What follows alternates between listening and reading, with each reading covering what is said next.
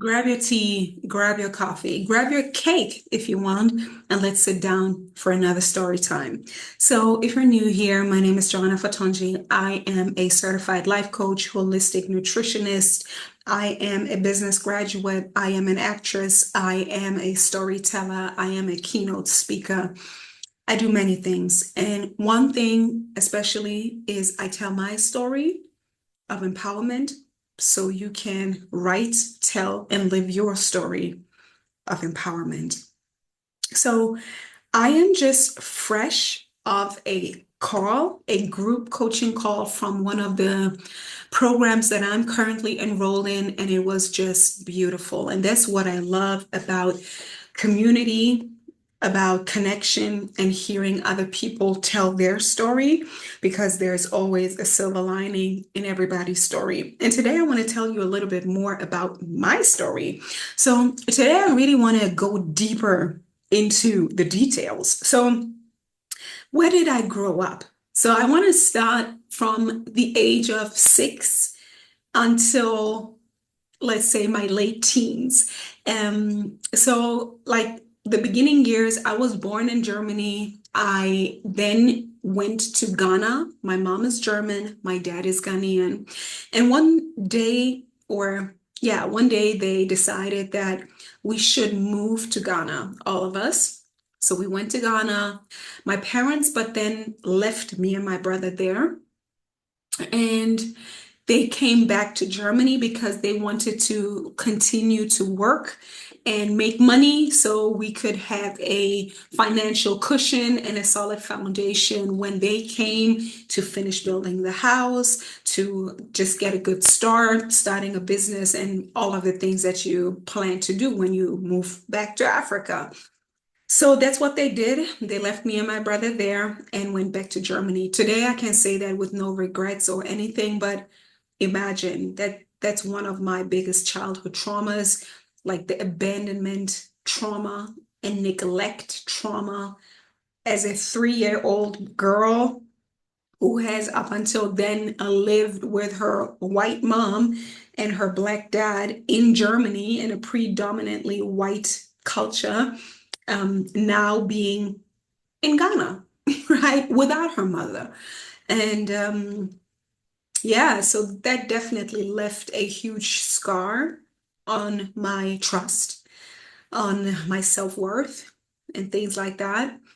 And at the same time, and that's the beauty of all the stories that I tell, at the same time, it has given me one of the biggest privileges of my identity that I can say today. I am very privileged. And even today, when I meet other people, whether they're mixed or whether they're fully Black living in Germany, like all different people from all backgrounds, I always realize how privileged I was or still am to have grown up amongst both cultures, deeply immersed in both cultures, right? Deeply immersed in the German culture from 0 to 3, and then deeply fully immersed in the Ghanaian culture from 3 to 6. And if you know a little bit about childhood psychology, you know that these are the most important formative years of a child, of a human being. So that's why I always, and I pride myself with that without diminishing anybody else's story.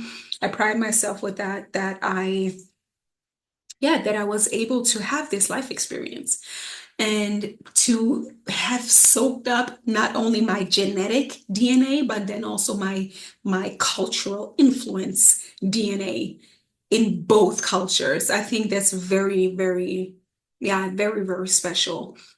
Um, and then I came back to Germany, and this is really where I want to tell a little bit more because this is what I remember. I remember when my mom came back to Ghana.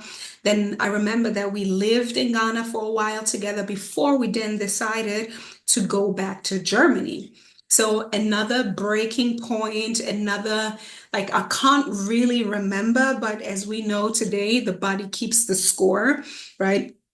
anything about trauma. If you don't know the book, that's a book recommendation from here. The body keeps the score. The body remembers everything. The body is literally the subconscious mind. So the body remembers everything. We went back from Ghana to Germany, and then I was enrolled in school, first grade. And this is where my life started in Essen-Kai. I still live in Germany, and in Essen-Kai, I still have my older brother. My mom and my dad were still together, and I went to Essen-Kai, and I remember that just up the street was, I think, also the only other mixed girl that I knew in the whole neighborhood and the whole like quartier. I don't know if there's an English word for that. But yeah, so she became my best friend, of course. She became my best friend. Her mom was half German, half Korean, and her dad was Somalian. And I mean, what a beautiful mix, right? So that's diversity right there. So she became my best friend. She had a stepdad, he was Congolese. And then she had brothers and sisters, like two of the boys, they were half the mother, like half German, half Korean, and then half South African. And then the stepdad, who has now stepped into the family's life, was Congolese. And the rest of the girls, then her sisters, step by step. I think when I met her, there was only like one girl there or two. So there were five kids. And I know that today they're, I don't know, like from mom and dad and all of that, I think 11 or even more. So that's my first experience with having another mixed or black friend, but more so mixed. And the neighborhood was very diverse. The neighborhood that I grew up in was very diverse. It was very mixed, yeah. So there were like German people, Turkish, Lebanese, Polish. Yeah, I think that Indian, Afghanistanian. That was my class alone. And so I grew up in a very diverse surrounding, and I loved it. I loved it. It was beautiful. For me, it was normal. It was perfect. That was just the way it is. I had a German mom, so I kind of, yeah, that was just it. That was just my reality back then. I didn't have an awareness like that compared to my other schoolmates. But what I knew was that I felt very proud that my mom was such a public figure. And I spoke about that in other videos as well. That my mom, like, she was a saleswoman. She worked in this shop. It was like you could find school stuff there, like pen and paper and books, notebooks, but also things for the kitchen and like fans and iron, like, yeah, irons. I don't know. Oh my God. Like, I'm creating this video in English, but yeah, it's not on point with every area of life. But yeah, there was my mom, and she was always very friendly and very like professional, and I was proud of her. And I always knew that like me and her together, it was always like a shocking effect. And yeah, so people were curious, like how do they belong together? Like what's their connection? And I was aware of that. And but I love that. I love that. I loved my mom. She was always an inspiration. Also, I feel, and that's one big thing. I feel like when you're parent, and I think that's a big difference between having a black mom, yeah, whether you're mixed or just pure black, having my white mom, like she held a big space already in society, and I could kind of step into it because she paved the way for me, and I was in her shadow, in her energy.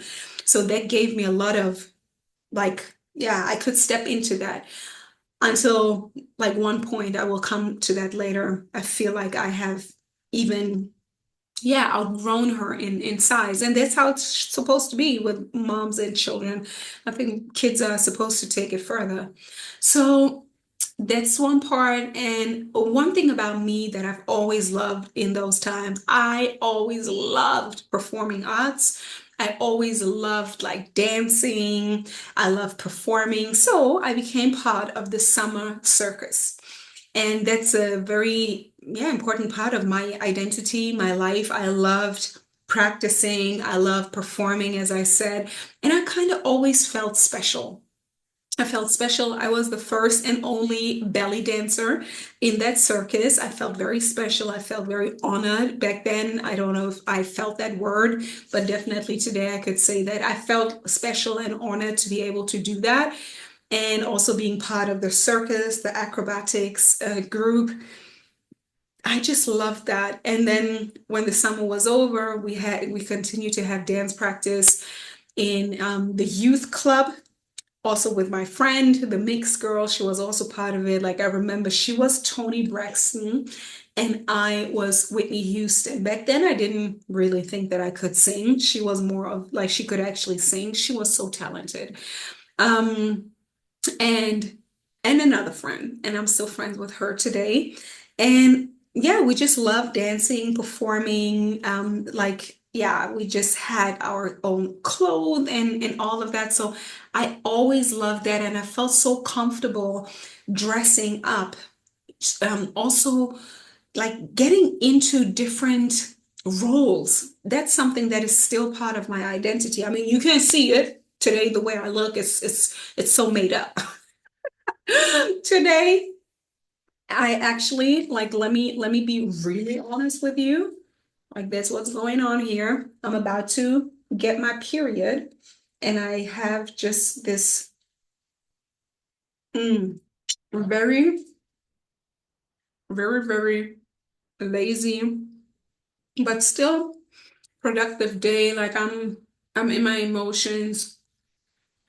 I've written down a few things and like I'm very in my feelings, right? So yeah, I think it's a good way to also be productive or to like not to be productive in general, but in terms of going deep. And I want to go deep with you because I want you to get to know me.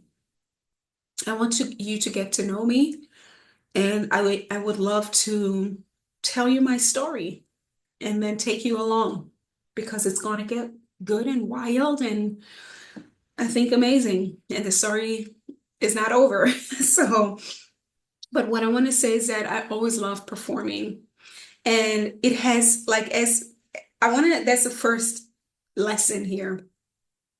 There's one step you take as a human and you feel like, okay, I can do that. I'm confident because I think up until today, I don't know how many percent, but many people are afraid of public speaking.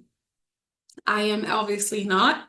And it has formed in childhood. Like I was born for this. Like I love to be on stage. I love to perform. I love to show up. I love to be like, hey, look at me. I love that. And it continued. It also helped me in school. In school, I was the one, like I was always getting good grades for being like vocal, right? I always loved to talk, sometimes with the other students, with my friends, but I also love to talk to the teacher. This is also something that I realized that for me, speaking to the teacher was always fine. Like I was never really like a person that was afraid of teachers. No, I could connect to teachers. I could kind of make them my friends. And also, I think I knew my boundary. Like I knew I could connect with teachers, but I also knew my place. Like it wasn't like, okay, we're friends. I still respect you, but I also don't fear you. That's also something special that I've heard in the past years that that's not what many people do, right? Especially migrants. Many times we are afraid of like white teachers, but because I had my mom probably, these are just my conclusions, I wasn't afraid. So I remember that I went to buy like cake for my teacher in primary school in the middle of the class. Um, I loved like after school activities, especially moving and sports. I love that.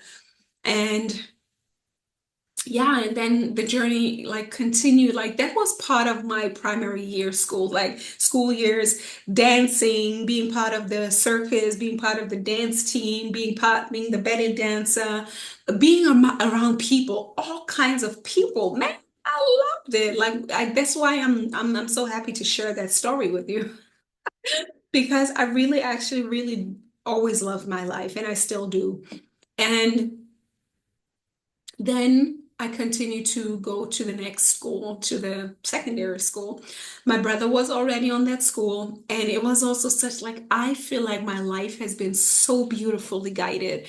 Then my brother had two girlfriends, like not romantic girlfriends, but two friends, female. One black Ghanaian, I am half Ghanaian, and one white German. I mean, how amazing is that? So I had this one big black sister, like my big black sister and my big white sister. And I loved both. And they were friends. I mean, that was so amazing. And I always loved to be with them, like with my brother and those two girls. And then sometimes some other friends, like other male friends would come along. That was so beautiful because both of my parts were represented, like the Ghanaian church girl and the German, a little bit more free, wild girl. Yes. So I really love both of them. Again, here we see like the silver lining. I was always fine with being the younger one. I was always fine with not being with my peers. I actually didn't like being with my peers. I really always loved to be with the older ones. So that was part of my school. And then also in school, I got along with my, I don't know how it's called, head teacher, the one who guided the class from year 5 to year 6, my yeah, head teacher maybe.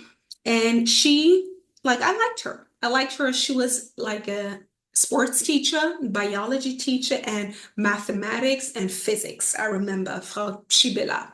And she appointed me, I think I was the class speaker at a few years. And then I was also like a representative for the school, for this institution. And that's also what I always love. And I always love to give talks and referats. I don't know. This video is so um ad hoc. Like this is just free. Okay. And I'm not gonna delete it.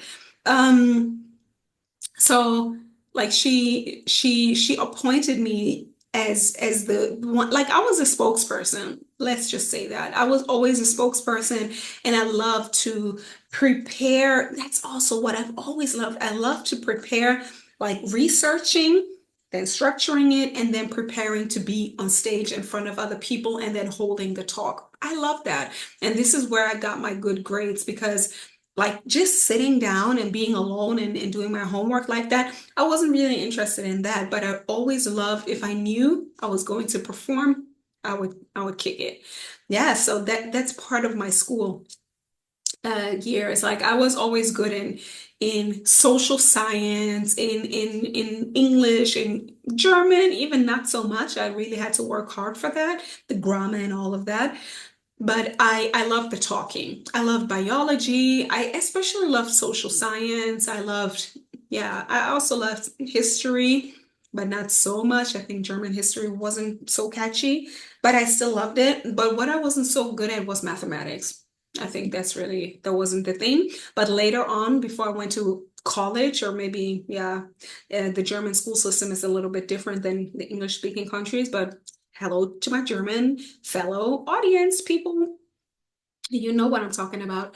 So I was, I loved school. I actually loved school. I never wanted to not go to school. Like I always loved to go to school just to meet friends, just to be entertained, also to learn. And yeah, and then sometimes I got frustrated when I wasn't good at something. Most of the time it was math.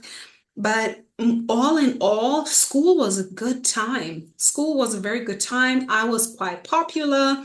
I had my older friends, as I just said, I had friends in my school. Even my group of friends there was also quite diverse. So I had my twin friends and then two Turkish girls, and then there was a group of Polish girls and yeah, different other girls, right?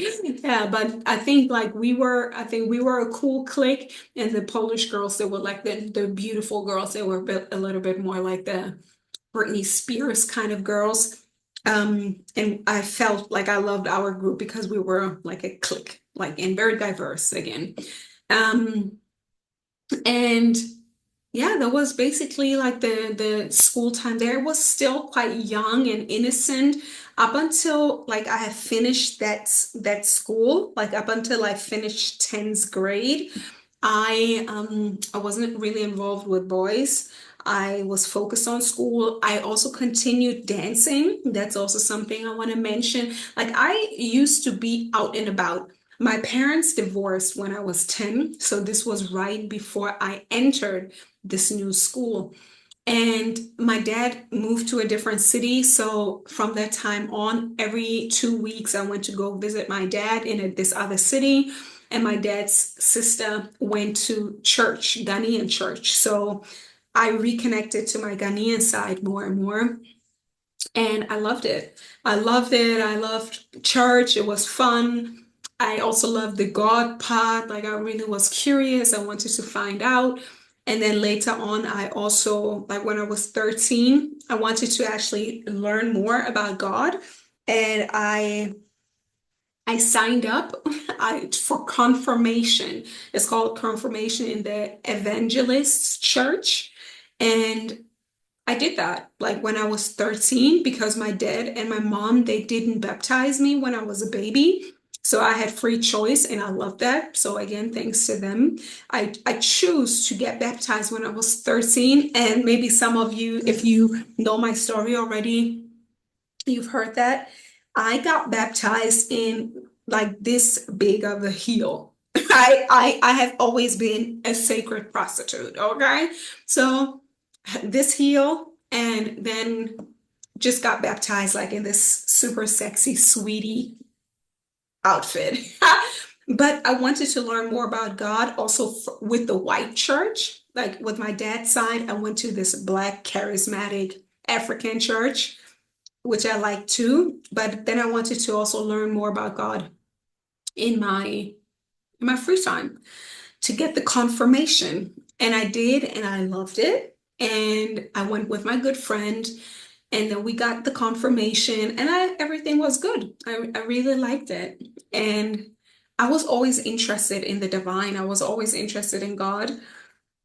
And yeah, fast forward, what else? Like I used to dance in those times. Like I continued to dance and danced hip hop. And then I met new people through the church. And those guys, I've talked about that many times here as well. Those guys, many of those guys that I knew from back then, they became world class dancers. I just talked to one of them last week again, who he was one of the older ones of the OGs who actually inspired younger ones. They were called Too Black, Too Strong.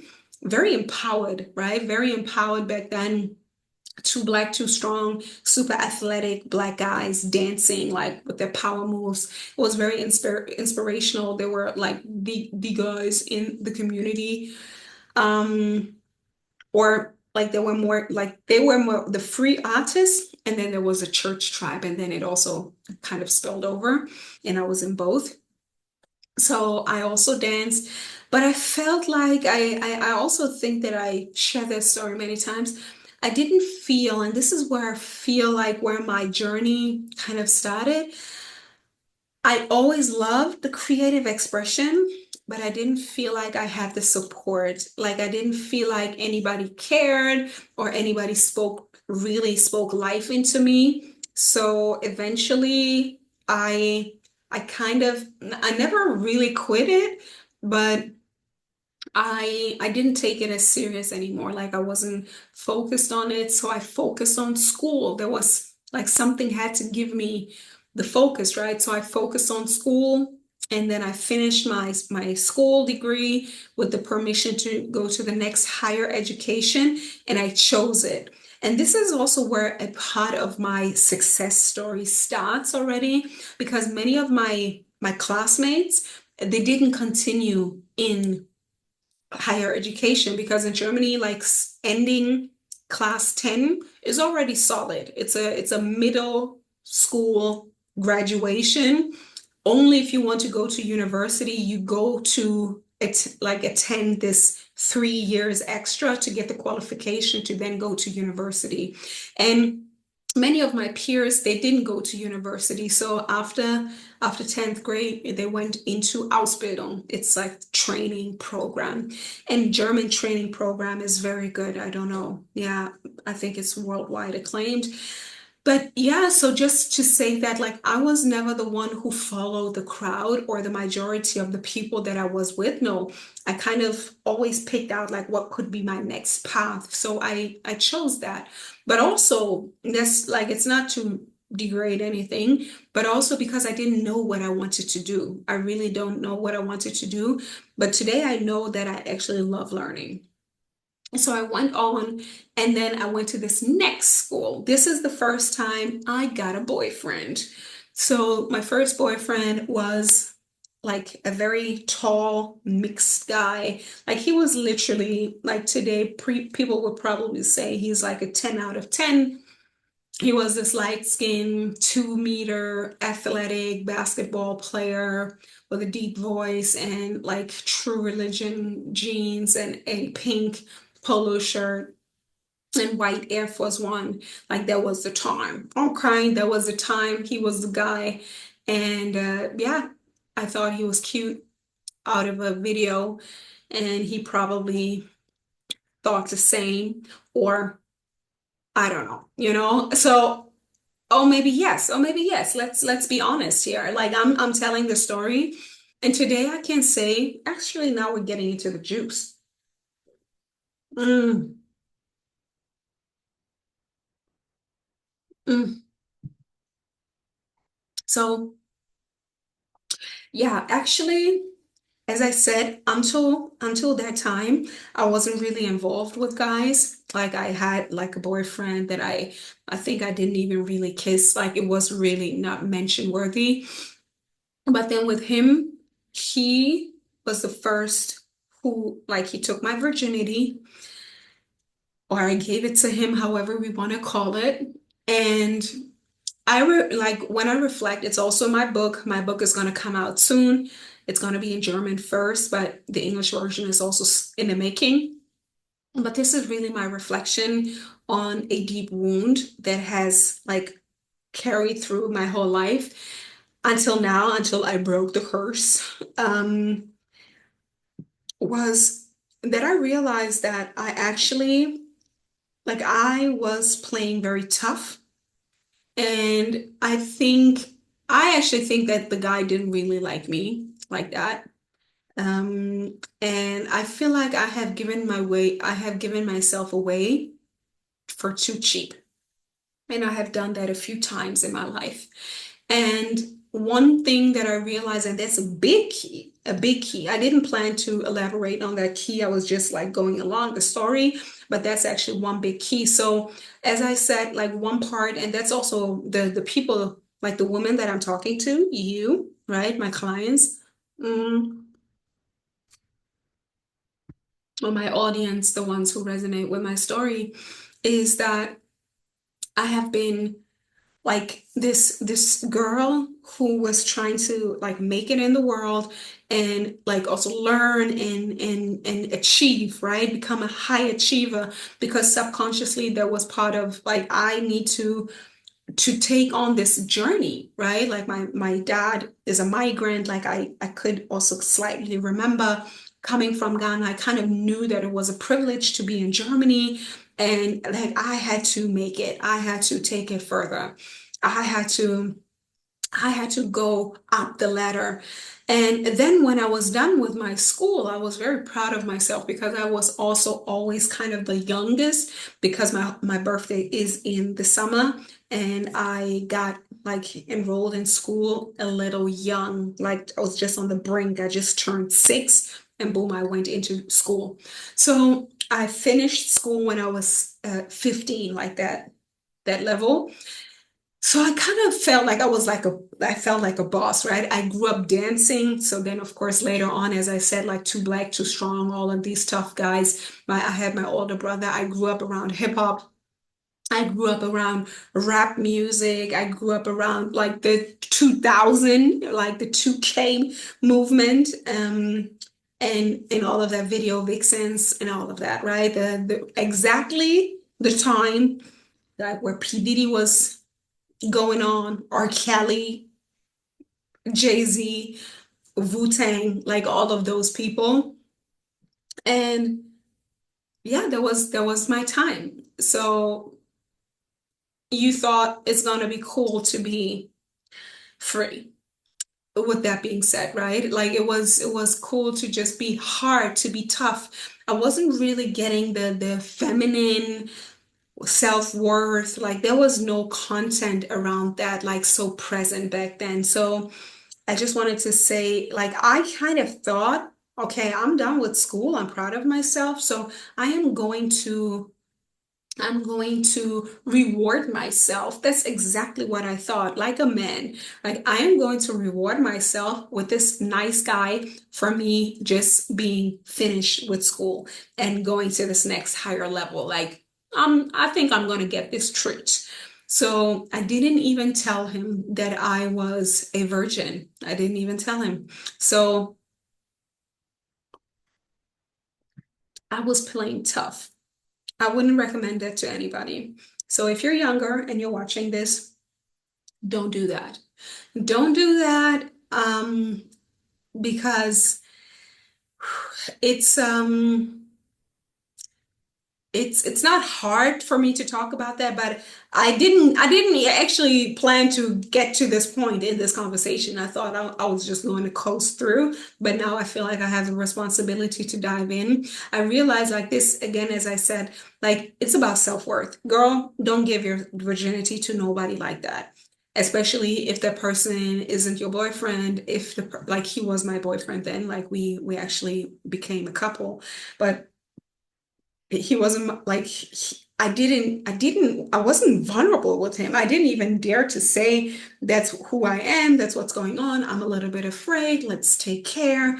No, and I realized like that is a very fundamental thing in me, and I think in many girls, that we are not taught that this is so valuable and that we should at least communicate how valuable it is, right? And how afraid we are, or how like to ask for the sensitivity, or to actually make sure that it's a safe person and all of that, right? So I think I'm going to go deeper into that with a little bit more preparation and more thought. But today I can really say I don't regret it, but I somehow also do regret it because I took away the possibility of a memory of of gentleness, right? Of gentleness, of sacredness, of specialness about this act of giving my virginity away to somebody, right? So today I wouldn't do it anymore like that. But again, as I said, I don't regret it. It's part of my story. But it kind of, again, it happened to me, or I let it happen to me a few more times in my life.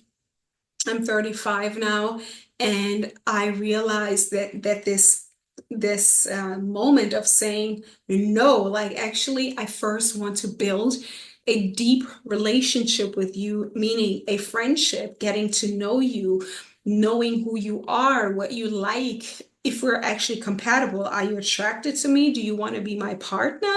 Or do you just want to do it, you know? So yeah, actually a very, very big topic. And I will come back to it. So this is what happened. Like it was kind of like an initiation. Like when I was done with school, this is when that happened. And then I went on to higher education, and I finished that one. And then I had, actually, after that, I had a very toxic boyfriend. So this is kind of where it started, because I have to admit, I have had very toxic relationships, unfortunately. So unfortunately, I had very toxic relationships, and this was the beginning. So I had this boyfriend at the end of school. Then after that, a few years, or I think it was definitely a year later, I met this other boy, and yeah, he like it, I'm gonna fast forward. Like he actually like he hit me. So that was wild. I never thought that I'm gonna end there, but honestly, um, yeah, it was familiar. Let's just say that. Like I'm really coasting through this video, but I will go deeper into the details a little bit more thought through. So then I had this boyfriend. It was toxic from the beginning. Like he lied. He was so many things. But today I can really say this from a higher perspective. I'm not going to blame him or shame him or whatever, but I can only say that I definitely didn't have the surroundings, the culture, but also not the awareness and not the role model of how I should pick a man. And these are three factors that I can say today. You have to know who to pick by the role models you have, by your father, or the man in your life, and then probably or hopefully have men in your life that will see the guy and then be like, no, he's not good for you. Like, let us protect you. I didn't have that. I didn't have that. So and that's also part of why I am creating spaces for my ladies, because I want to teach them exactly that. Because again, the story continues, and I will show you exactly a stream of parallel thought that went on like together along my life. Was this high achievement? Then I went on to go to university. Like I broke up with this guy, and then I went to university. And alongside that was always like when I was done with uni, I treated myself again. Can you see the pattern here? Like when I was done with university, I treated myself again with a guy, like with another boyfriend. And it also didn't work out. So it was always this learning and growing. And as I said, I found my love for learning. That's still me. Like I love learning. And today I have all these degrees behind my back or under my belt. And at the same time, I continued this toxic pattern with men and not really vetting them, not really seeing like if they're actually on my level, if they're capable, do we have the same vision, and is he healed, mature? Well, because I wasn't healed, I wasn't. And then I went on when I was done with uni. I That was my prime. Like when I broke up, or when we broke up, my boyfriend and me, I like that's the glow up after a breakup, right? I went to the gym, I got my degree, I wrote this amazing thesis on the Ghanaian business culture from a Western perspective with Gerd Hofstede's dimensional approach. Like it was amazing. And I was so like I thought I would take over the world now. And then I went into corporate and I was so unfulfilled because I really didn't like the job. And today, even just today, I realized that I never had a real career mentor that could help me get into a career that was aligned with my study. But that's a side note for another day. And because I feel like I never had the guidance that I needed, I became a coach. So today, that's why I am a coach. And yeah, exactly because of that. So, mm, so what else? What else I can say is that again, learning. Then when I finished my school or my studies, again, I was looking snatched. I was looking amazing. I went to the gym every day. I was eating healthy when I was on my way to write my thesis. It was a very structured day. Every day, woke up, worked out, prepared my food, went to the library, researched all day, wrote on my thesis, then went to the gym, and then every day again. Like that was amazing, super productive. I always remember that phase because that's like the blueprint for my success rituals. Like I have to get back into that routine. And when I was like when I was entering my job, I was attracting guys. So back then I dated this like German celebrity, and he was actually sweet. Like we never entered a relationship or anything. It was very innocent and very sweet. Um, but then I dated this other guy, and that was actually like the breaking point for me to be like, okay, I actually like I didn't realize that was a pattern back then, but I kind of knew, okay, now it's time for me to go on a different journey because I have now finished all of the school things that I wanted to reach. There was no higher education that I aspired to in the formal sense. And I was like, okay, so I dated this other guy. He was this young Trinidadian entrepreneur, like really, like he wasn't a dusty, but he didn't have anything. So today I would definitely not date him again. But back then, like I was very infatuated. He was a good player. Um, but at the end of our entanglement, he said, "You're so needy." And this is actually really the kickstart of my transformational journey. So this is when I realized, like again, and I want you to see that pattern as well. That's why I know I am specialized in many things, but one of the things is, and I think that's very hard for many women to come by, is that you are a high achiever. You are like this badass. Like you're going from level to level. You are the social climber in your family. You are the only one, whatever all these words, right? Like you're the one climbing, you're the only one out of your family going up the ladder, corporate education, breaking cycles, generational curses. And on the other side, you still have a dark side, right? Maybe you have this, I still have to prove something. You have a unhealthy relationship to the masculine. You have an unhealthy relationship to men, right? To say no, knowing your worth, knowing your boundaries, and not being overly protective by being super masculine, but also not being too weak to have no boundaries and then let somebody else come in and use you as a doormat.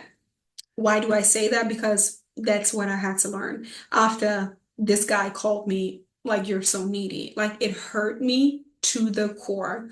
And I realized then I have to change something. So this was the beginning of my transformational journey, to be honest. When there was a time where I told my story, my transformational story, and it was when I was in my corporate job. And this is when like many things happened. Like my uncle died. I was in this corporate job. I was so unfulfilled. Then I had this romance with this guy. And then he said I was so needy. And I realized I can't be sitting here in this job and just, I can't, I just couldn't. It was like looking back, I know it wasn't a wise decision at all. But today, looking back on my life, I wouldn't want it any other way because it took me now 10 years and 100,000 euros later going I literally have this. Can you see that? I just wrote that down while we were in this coaching group, and I hope you can see that. Yeah, I think you can see that, right? So I wrote down, oops, I wrote down like leaving my job, right? Leaving my job. And then the first thing that I did, like fast forward a little bit, I did some community work. I did some like women's conference hosting and working with kids.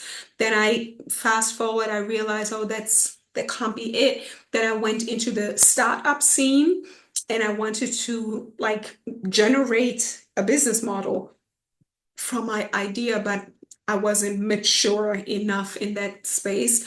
And this is again, it was another reinforcement for me to realize that I didn't have any mentors that I could relate with in this field. Like I am a half German, half Ghanaian social climber, a girl that was broken and then kind of still paralyzed from this relationship situation with the guy. Like there were so many things going on at that time, and I was kind of in survival mode, and I didn't have the time nor the mentorship, the guidance, the awareness, the container to unpack all those things. So I realized, oh, I won't get any further here. And I was naturally drawn to health, right? So I used to talk with my mom about it. Like that's definitely a part of my interest and now part of my expertise. So my mom showed me like this little, I don't know, like article and said, okay, look at this. I looked at it and it was an invitation for a training, like a holistic health coach training program. And I enrolled right away. I knew exactly that's what I want to do. At that time, I was focused. Like I was so focused. I knew exactly what I wanted. That's what I'm going to do. I called them. I've shared that story many times. I've called them and I said, do you take payment plans? They said yes, down payment put, and then the rest, as people always like to say, the rest of it is history. But then people always say the rest of it, like what exactly happened? Like I want to know the details, right? I don't want to just have the blanket and saying like the rest of it is history. No, what is the history? Because sometimes also in manifestation, right? And I'm a manifestation teacher as well. So what happened? I put down the down payment and then I didn't have any money. Like I didn't have the rest of the money, but I knew I was so confident. Like I was so confident back then. Like I was the fool, right? In the tarot cards, I was the fool and it worked for me. It was amazing. Like I wish now that I would have the faith and the flexibility to go just like then. But yeah. I said I'm going to do it, put down the down payment, and then I went to Berlin. I was just being me. I'm a very like housewife kind of person. I like to clean. I like to see what's going on and help and things like that. So they saw that. They asked me if I wanted to work there, get compensated, and that's how I could pay the different drops, the different installments of the payment. Amazing. I went there, I did the work. I did the work great. They asked me if I wanted to work in a hotel, in a retreat hotel at the East Sea in Germany by the beach. Yes, I was available for that. And I did that. So this is how the journey continued. And it was beautiful. It was an immersive experience into health, gut health, microbiome health, right? Micro minerals, macro minerals, and vitamins and all of that, right? Gut cleansing, different ways on health and water and I have my certification here on my wall, like the anatomy and the like for sports people and for children and for what is it, pregnant women. Like I learned so much. I loved it so much. But I knew like when it was done, I paid it off, right? With the job in the academy and then also the job in the hotel. But I knew I wasn't done. So I literally prayed down on my knees and I realized, or I prayed and I said, like, what's my next step? And then I found my mentor. And that's the story here that I'm sharing because the woman today in the coaching program or in this conversation was more of an open conversation. She said, like, what bridges are you helping people cross? Right. So I want to let you know who I am. And the first bridge that I can help you cross is the health bridge. The first bridge that I can help you cross is to create gut health and to create a full system of micronutrients. That's the first bridge that can help you bridge, right? To be healthy, real on a substantial level in your body. And that's the first thing. If you want that, come over into my membership. I have some free materials, resources over there where you can start your gut healthy journey. Okay, so that's the first bridge. The next bridge that I took was to invest. Like the first investment was around 5,000 euros into the training of becoming a coach or a health coach. And then the next thing that I did was to invest in coaching myself, like just to receive coaching. So that was another like 500 euros. It was a big group coaching container. And when I went through that, I was like, oh my God, this is what everybody needs. Mm. And that's just how I am until this day. I feel like I've collected all the things, right? In the beginning, I was like, oh my God, everybody needs the health thing. Then everybody needed this transformation. And then after I went through the coaching program, they asked me if I wanted to become a certified coach. And I was like, yeah, sure, because I want to give that to everybody. I want to be trained in that. Oof. I was trained for 12,000 euros or $12,000 back then.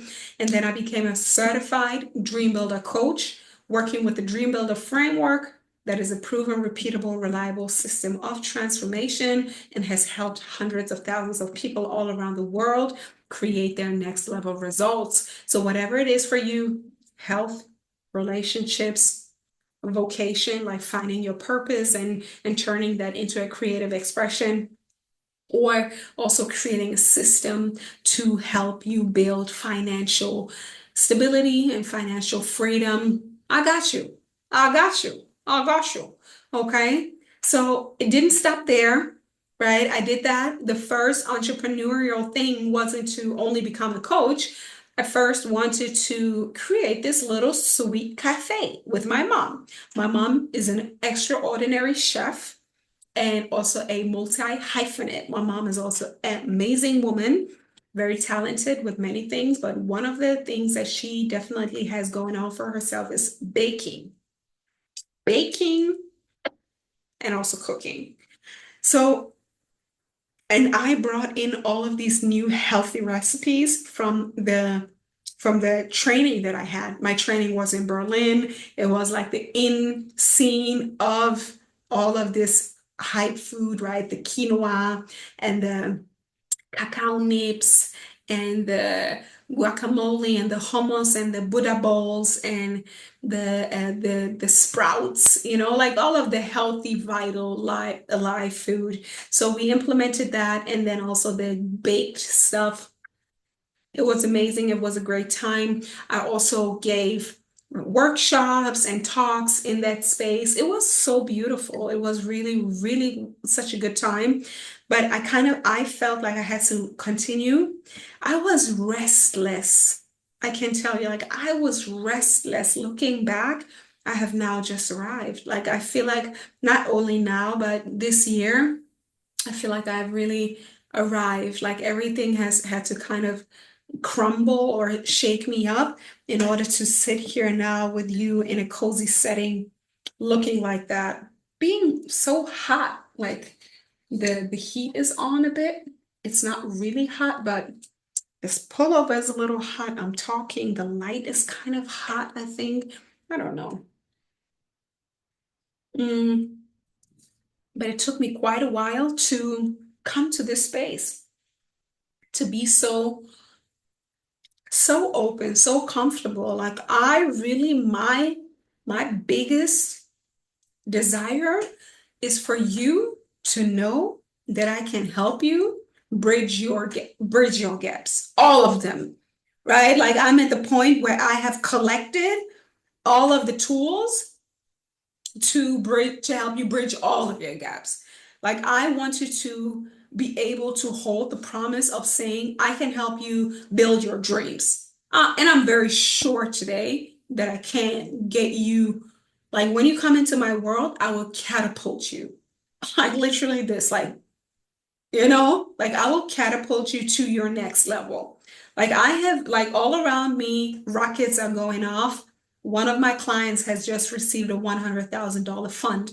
Another of my client has received his investment and is like today, I think today he is off to Tanzania to go and to build his dream of being a farmer and having like multi-agricultural farmland and like just amazing things. I mean, this like I'm just surrounded by the $100,000 euro mark people, right? That's where we are at. And this is also what I want to invite you to. But continuing, right? Maybe you are not at the wanting to make $100,000 yet. If you are, come over into the membership. I would love to help you, depending on where you are, create that system that can get you there.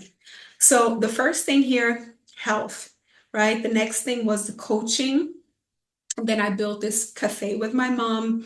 I went on and I did this advanced training. Now I have in like 5 programs that I teach, from the dream builder, like really laying a foundation to create the life of your dreams, really going deep into you becoming the best version of yourself, opening your mindset, changing your identity, finding your new, real, whole identity, right? Because this world tries to cut us down into this compartmentalized versions of ourselves. But no, we are all of it. And as I said, like I'm telling you, like my story in the fullness as best as I can for you to understand that it is like I'm not perfect, right? I am not perfect, even though I have achieved a lot. And this is how I feel that many people feel about me. Mm, is that they think that I am like hard or untouchable, too confident. Man, I am a warrior. That's just what it is. Like I'm telling you all of the things, right? And I haven't even told you all of it. Actually, I wanted to tell you a little bit more about my childhood and the people there. Remember the girl that I told you about, like my first best friend in school, this mixed girl, my beautiful half Korean, German, and Somali girl. She was my best friend. I loved her so much. She became an alcoholic around like on that journey. I had a very good friend. He was a good friend from school. We used to go to the same, like we were in the same class at one point. Like he was accused of murder, right? So I think he's still in jail. I had one best friend from the age of around 15 to, yeah, maybe it broke off when I went on my journey, when I started going on my journey, my transformational journey. So 10 years, it officially just broke up, I think this year. I still have love for her, but we lost the connection. Um, like she introduced me to the underworld, like pimps and prostitutes and things like that. So I have seen some things, right? I have seen things. I have seen the dark side, people losing their way, people being deep down in mental despair or emotional despair. And I had to distance myself and take hold of my life with all these continuous education, because I always saw what's going on in my community, because I am a lover. Like I'm a lover, but I would say I'm a very practical lover. Like I am not the one like who's going to be like, "Oh, even though that's important too, I know, maybe I can work on that, but I'm going to be like, "Hey, I got a solution. Like please stop. Like you can't cry. Crying is healthy, but then after you cried, come on, here's the work. Like we got to do the work, right? Here's the transformational work we got to do. You want to lose weight and be happy and healthy and beautiful? I got something for you while I'm eating the choco brownie, right? While I'm eating this big choco brownie cake, I got some sprouts and some microbiomes for you, right? It's all about balance. So, mm, I'm not gonna eat the whole cake. That's it. The two pieces are for the next 2 days. Mm, but delicious. So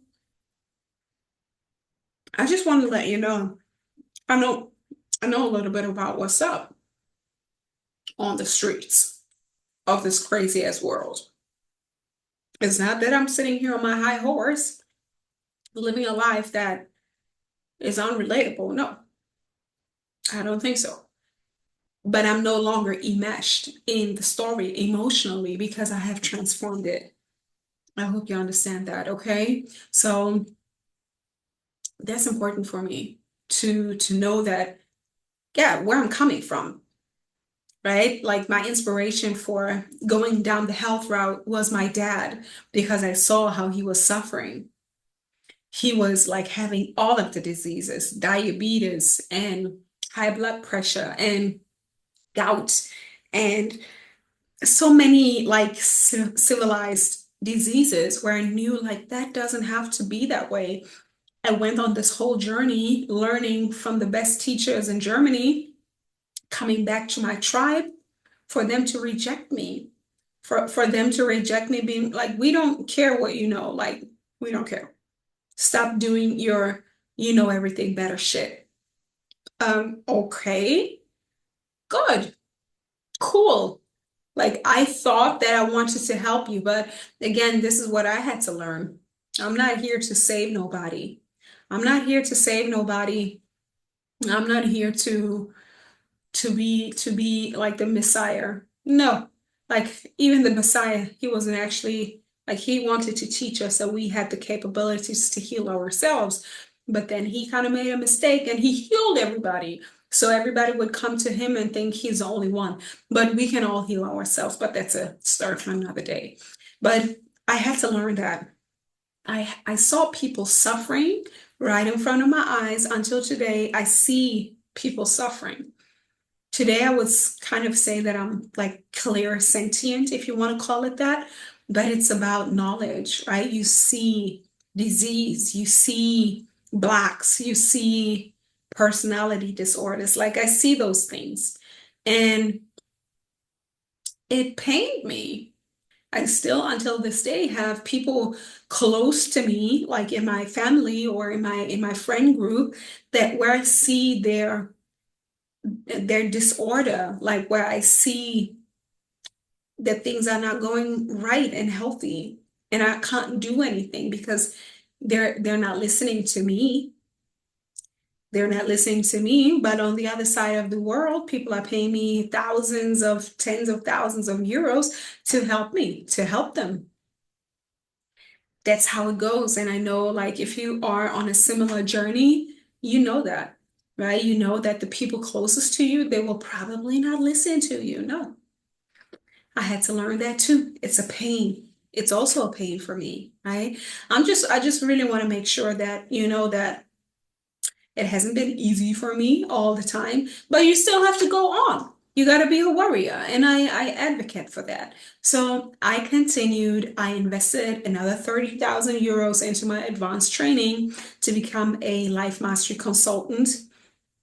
And then I continued like I was, again, like I was on a run. I'm still looking at my bridges and bridges, and I want to show you again, like these are all like this is the time where I left my job, the health coaching, my first own coaching. Then I invested in the first coaching certification. Then I invested in another coaching certification. Between that was the cafe, building the cafe. Then I went on to continue to invest in another coaching with one of a world acclaimed like B schooler, right? And then another that was actually like one of my big mistakes, and we can say it wasn't a mistake, it was a learning, but that was a very expensive learning. I invested 30,000 euro in a coaching that I didn't need, and it didn't fulfill me, nothing. It was a very bad decision that I still feel like the only thing that I learned from that is that I made a mistake that I made a mistake and I made a decision out of fear. Because I wasn't growing fast enough with my business, I thought maybe someone else was going to help me, but there's no magic key, there's no magic pill. And if you're not going to do the work from the first mentor, you're not going to get any results. So you don't have to pick another mentor. That's a very, very big one. So many people are saying like, oh, the coaching program didn't work, right? The coaching program didn't work, or I have to go find another mentor. No, you don't. If you had a mentor once and it didn't work, it's probably because you haven't really followed them and the whole procedure long enough, long enough. And I can still feel that in me to be like, I want my result now. Mm, I want my result now. But that's not how it works. It's just like working out, right? Or changing your gut microbiome, right? It doesn't work from one day to the other. It's a successive thing. Like just do it and do it in the right order. It's very important.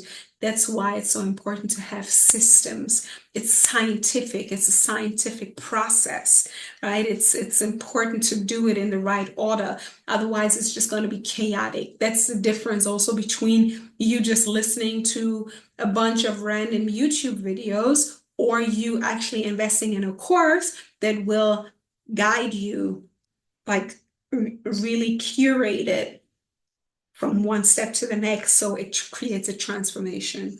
Yeah. So I don't know what's left to say. One of the big things that I want you to take away from this, I hope, with if you stuck around to watch this whole video, first, I would love to see you down in the comments where you say whole, right? Where you see wholeness. And this is also what I want to end with, because on the other side of the book, you might have seen it here.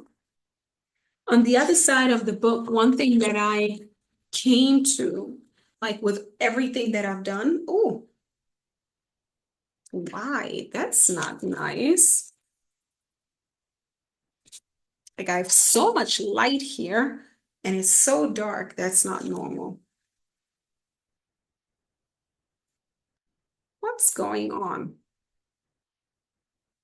That's weird. 1 second. Ah, okay. So that's how it goes. So what I want to say is that the whole journey, like everything I just explained, it took me almost 10 years and it took me 100,000 euros. And it took me more than that. Like I'm just stating the facts. But you know what it took me? It took me courage. It took me faith. It took me sacrifice. It took me losing basically all of my friends. It took me also losing my dad. Today he's no longer with us in the flesh. It took me a year of not talking to my stepdad. It took me realizing how many people I have lost along the journey. Um, yeah, just like going down by either disease or becoming something that they didn't want to become, and being able to see that, because I see things from a soul's perspective. I see things from like the innocent child's perspective. I see the perspective from the dreamer, right? I am the eternal dreamer. I am the dream builder. And I see people denying themselves what it is that they really want. I see all of that and it hurts me. And at the same time, I have realized there's nothing I can do about it but to live out my dream, to live out my dream and to show up as my true, real, authentic, professional self, and to help people that are willing and able to do the work and to be loved. because that's what it is. Many people deny themselves love and support, and that's why they don't invest in themselves and get the guidance, the mentorship, the community, the tools that they would actually need in order to, yeah, catapult themselves out of any situation that they're in. And I have been there too. Like I got overwhelmed with too many distractions. And the last past years, like the last 4 years, in this particular space that I'm in, has been like the integration of my running, the integration of my running and collecting all the knowledge. Now it's becoming wisdom. Now it's becoming wisdom.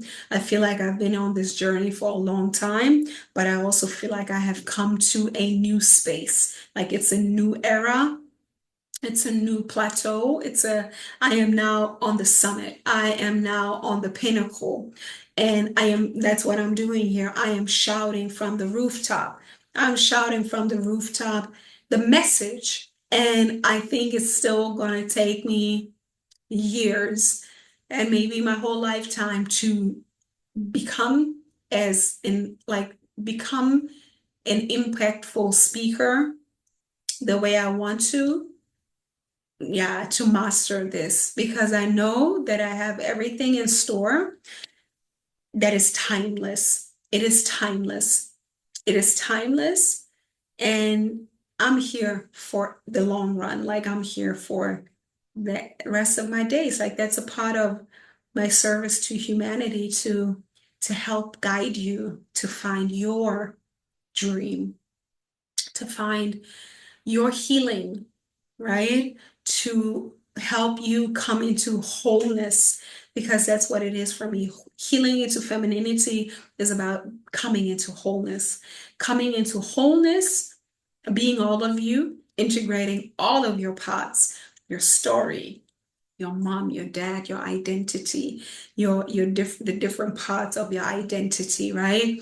All of who you are, right? And then still showing up as a professional who's here in service of others. And yeah, there's so much beauty about being clear about my own worth, what it translates to, and the impact that I hopefully have on those that I can reach. So I think that's it for today. And I think I'm going to do that more often, like really just dive into the story, and help you understand that it took me, as I said, it took me decisions. And what does decision mean? Decision always means cutting away something. And it took me, I'm in my 10th iteration only on this transformational entrepreneurial journey. Change, change, change, change, change. And I don't know if I started this conversation with, no, I didn't start that with this, but it was another video I'm going to upload, or I have already uploaded by the time this video comes out, is that I just, like, one friend of mine, she, like yesterday, sent me a message, and she offered me a piece of advice, and I had to reject it.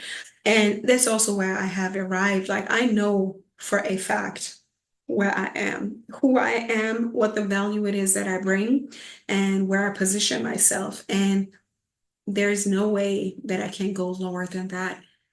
Never again.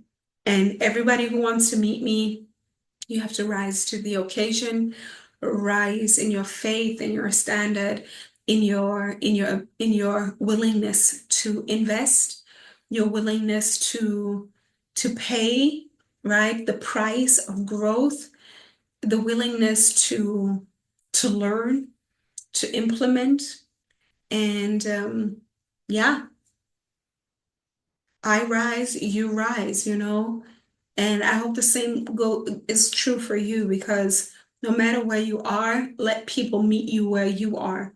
Never go back down. Never go back down. If you know you have climbed up a mountain and reached the pinnacle, it's not yours to go back down, and only to go back down to tell the story of your success. That's what it's about. to go back down and tell your story of success, what mountain you have climbed already, right? The mountain then is in you, but you're never going to be the same person. And the same goes for me. So yeah, with that being said, I just want to let you know that no matter where you come from, no matter where you come from, but you have a big dream, go and pursue that dream. Go and pursue that dream, and then you're going to learn from it. Again, as I said, for me, it's a 10th or so iteration. Not everything was perfect at all. A few things I wouldn't have done the same way looking back, but I don't regret them because otherwise I wouldn't be here. And we continue to grow. But what the receipts that I have collected, nobody can take them away from me. And I am going to continue to proudly share them because I don't believe in false humility. Okay, so yeah, until then, stay tuned. Give this a like, a subscribe. If you've watched this until here, you're definitely a real one. And yeah, until then, stay dangerous.